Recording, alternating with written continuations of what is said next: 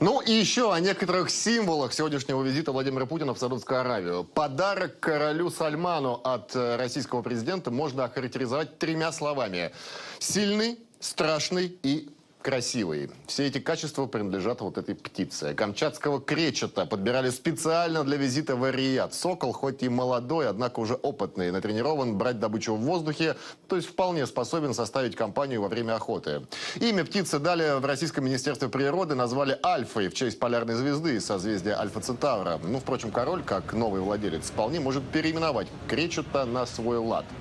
Птица не только яркая, но еще и редкая. В России занесена в Красную книгу. Как приживется традиционный обитатель Дальнего Востока на Аравийском полуострове? Узнаем у Евгения Тишковца. Евгений, приветствую. Добрый вечер. А на кого охотиться-то можно? Алексей, ну, камчатский кречет – это супер хищник. Он бьет даже гусей. Ну и за зайца догнать тоже вполне способен.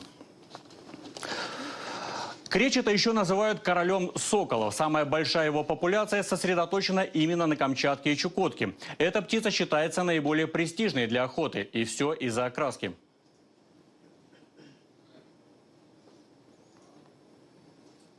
Камчатский кречет, он ценен тем, что большинство особей этого вида имеют белую окраску, а белый цвет он для арабских народов он священный. Ну и традиционно эта птица является таким атрибутом статуса, признаком высокого положения сокольника в обществе.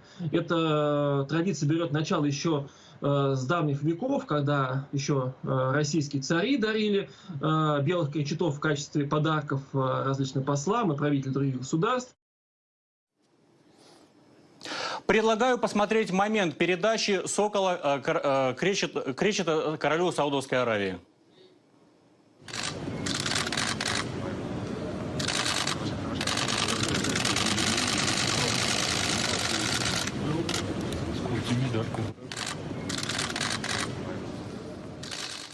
Кречет поражает не только своей статью, но также скоростными и охотничьими качествами. Его скорость в обычном полете уже достаточно высока – 95 км в час. Но выражение «камнем падает вниз» за дичью не совсем точное. В пике кречет разгоняется до 385 км в час. Это сравнимо с пределом возможностей болида Формулы-1. Он убивает жертву во многом благодаря колоссальной скорости.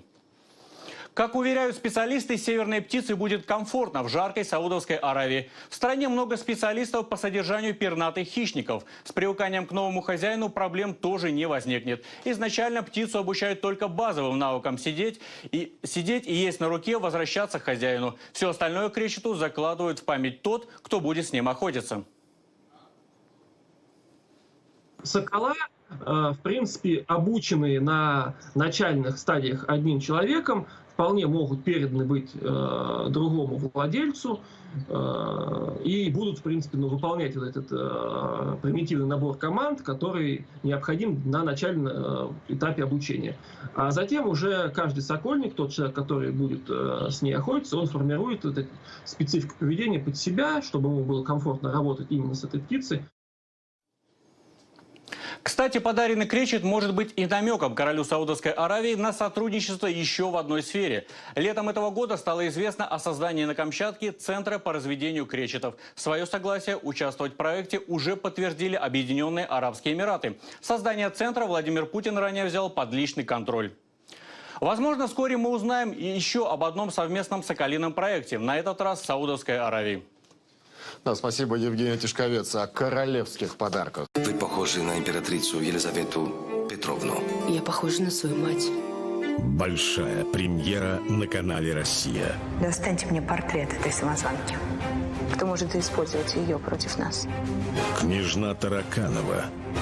Авантюристка, бросившая вызов самой Екатерине. За победу над Россией. Как я могу пить за победу над Россией, если я будущая императрица? Екатерина. Самозванцы. Скоро на канале «Россия».